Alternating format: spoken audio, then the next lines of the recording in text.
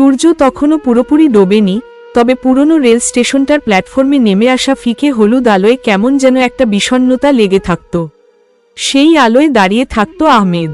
তার ৪৫ বছর বয়সের শরীরে যত না ক্লান্তি, তার চেয়ে বেশি জড়িয়ে ছিল এক অব্যক্ত অতীতে, রভার। আহমেদ একজন নামকরা স্থপতি। ঢাকায় তার কাচের আর কংক্রিটের তৈরি অফিস, যেখানে শুধু সফলতার হিসেব। কিন্তু প্রতি বৃহস্পতিবার এই রেল স্টেশনে এসে সে অপেক্ষা করত একটা শেষ ট্রেনের জন্য, যে ট্রেন কখনো আসে না। আহমেদের নষ্ট অতীত বলতে সবাই জানত তার একসময়কার বন্ধু আকাশের কথা। শৈশব থেকে কৈশোর পর্যন্ত দুজনের জীবন ছিল এক সুতোয় বাঁধা।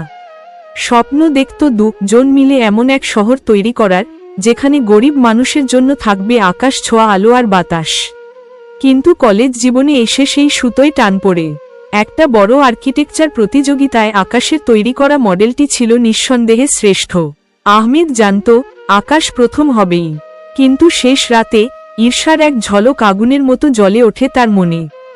সে আকাশের মডেলের একটি সূক্ষ্ম অংশ বদলে দেয়, এমনভাবে যাতে ধরা না পড়ে, কিন্তু জুরিদের চোখে সেটা বড় ত্রুটি হিসেবে ধরা পড়ে। আকাশ প্রতিযোগিতা হারল।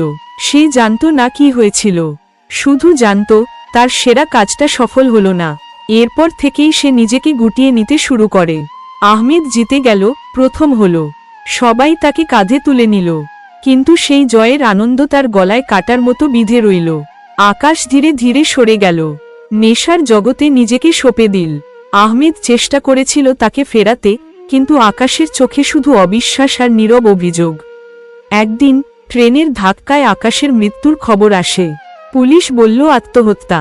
আহমেদের ভেতরের পৃথিবী ভেঙে গিয়েছিল সেদিন। তার সফলতার শোধের ভিত রচিত হয়েছিল এক বন্ধুর জীবনের বিনিময়ে, একটা মিথ্যার ওপরে। সে টাকা দিয়ে, ক্ষমতা দিয়ে সবকিছু ঠিক করতে চেয়েছিল, কিন্তু সেই নষ্ট অতীত তাকে ছাড়ল না।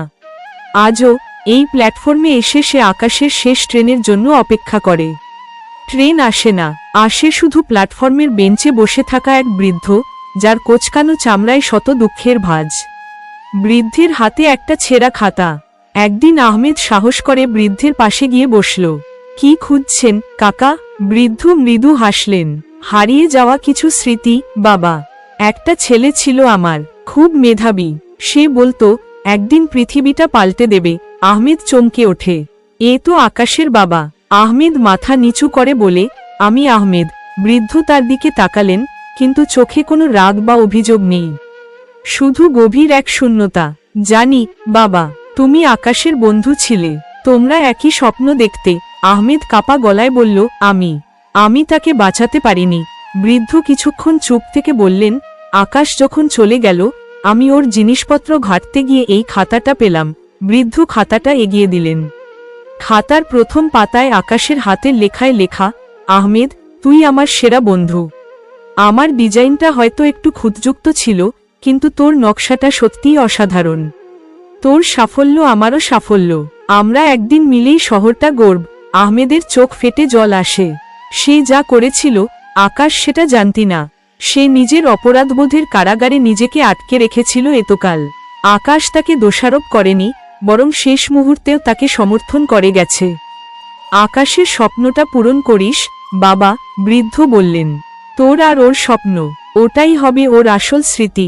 সেদিন রেল স্টেশন থেকে ফেরার পথে আহমেদ এক নতুন মানুষ। তার কাঁধ থেকে যেন 1000 বছরের পুরনো পাথর নেমে গেল। তার অতীত নষ্ট হতে পারত, কিন্তু আকাশের চিঠিটা তাকে একটা নতুন শুরু এনে দিল। পরের বছর আহমেদ তার জীবনের সবচেয়ে বড় প্রকল্পটি শুরু করল।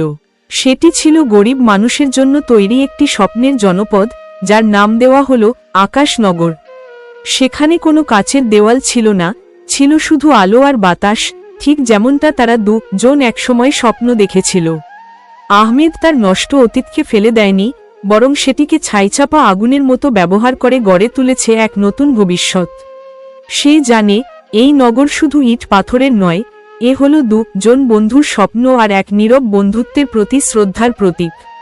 আপনি কি মনে করেন মানুষ তার নষ্ট অতীতকে এভাবে বদলে দিতে পারে?